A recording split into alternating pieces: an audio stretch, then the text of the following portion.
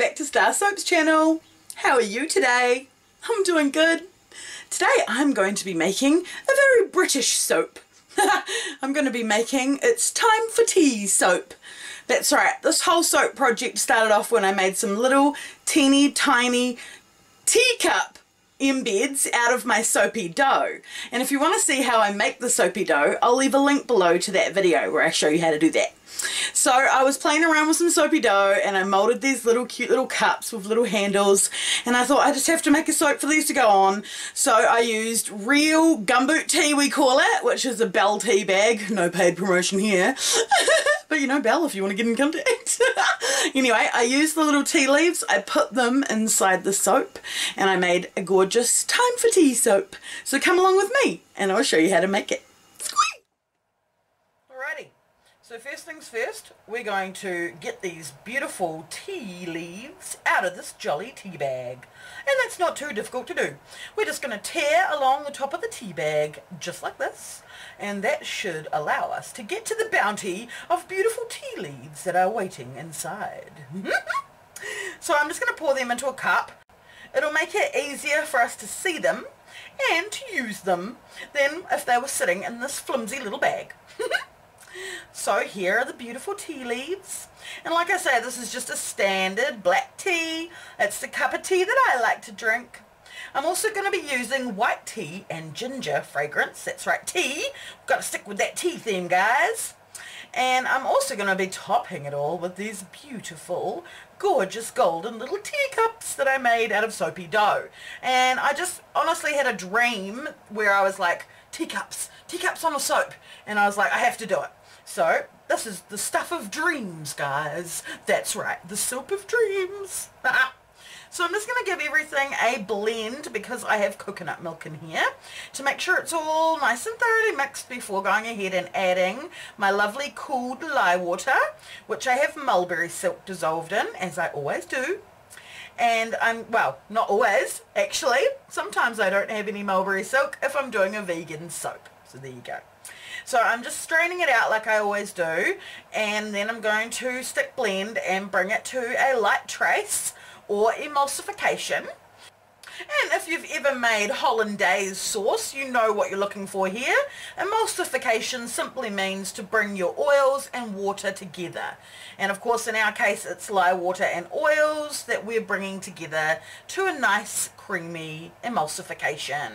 And once we've reached that and we're happy, it's time to go ahead and separate the soap out into a couple of jugs so that we can get things ready for our design. I'm going to be testing myself a little bit with this design and doing a mica line, something that I don't do very often because I often have trouble with it, with the final soap separating on me and falling apart whenever I go to cut it. So I don't usually do it, but I really wanted to have this really cool design in this one where it was half and half, soap that had tea leaves in it and soap that had no tea leaves in it. But I didn't want to just do plain half and half. I wanted it to have this cool kind of angle thing going on so that I'll be pouring the soap in while the mold's on an angle and get this kind of triangle, and it's going to look so cool. I'm being a little bit ambitious with this project, so wish me luck.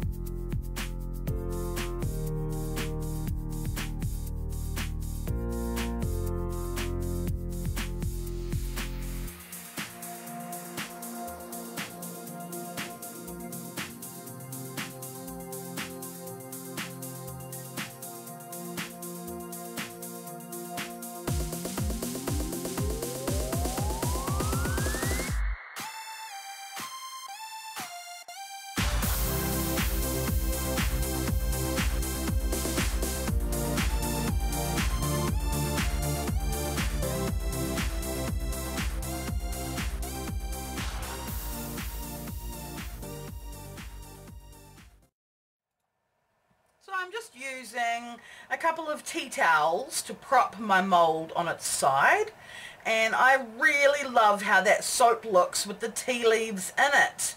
And I'm sure it will provide a light exfoliation in the final soap as well. So that is really, really neat.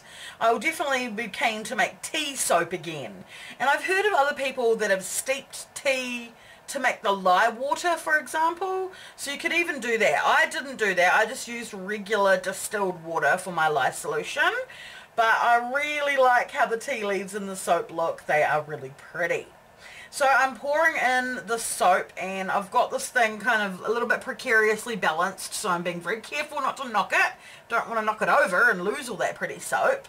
And then I'll have to go away and be patient and wait until that layer has hardened enough that I can put in the mica and then pour in the top soap.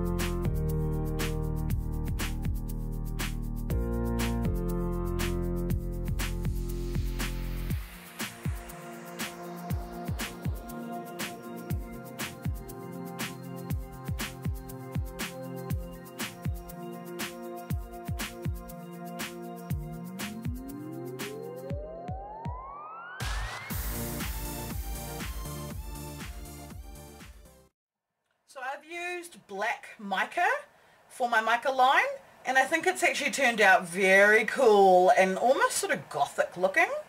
But I don't know if you noticed, my soap got this kind of wrinkly look on it, which is kind of weird. I don't think I've ever seen that before. So I'm pouring in the white soap now to cover it up, and then I'm going to go around and just clean all the mica off the edges before I come back through and put my awesome toppers on. Now, the toppers took me quite a while to get them just how I like them, and even then they are not perfect. I wish that I could have got uniform perfect little cups, but to be fair, they are handmade and they definitely look handmade. I got lots of compliments when I shared pictures of them online, and that made me feel really good. But I'm just a perfectionist about these things, I think. Maybe I will never be happy.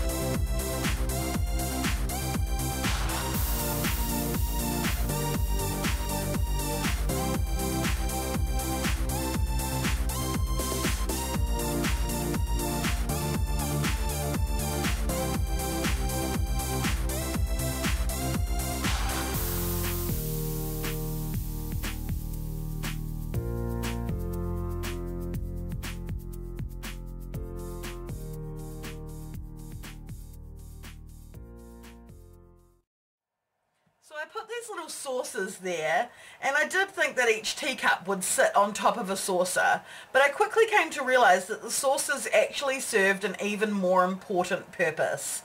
They stopped my cups from sinking too deep into my soap, so I'm really happy about that. I don't think that they matched the cups well enough to be the saucers anyway, but that was why each of them got a little dollop of soap, because I did imagine that they would be cups that would be sitting on top of saucers. And in the end, all the saucer did was just acted like a wee level and allowed me to fiddle and tutu until I got the cup sitting just how I wanted it.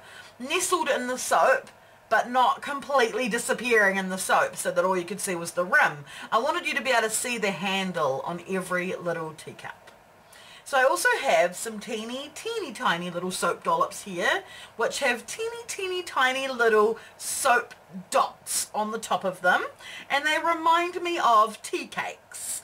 And if you don't know what a tea cake is, it's just a very small sweet little cake, usually just maybe a mouthful or 2 mouthfuls of cake, that's usually served with tea at, say, high tea. So that's why I added them onto the soap as well. And as a little final flourish, I decided to come back through with some more of those tea leaves and just sprinkle them liberally all over the top. And I love how this looks. So I recommend doing this. It's like a little hint to what you're going to find inside. And decoratively, it is beautiful. They are very dark tea leaves, but they look so nice. I really love it, and I'm so chuffed with how this has come out. I hope you guys like it too, and I really can't wait to cut it and see what it looks like inside.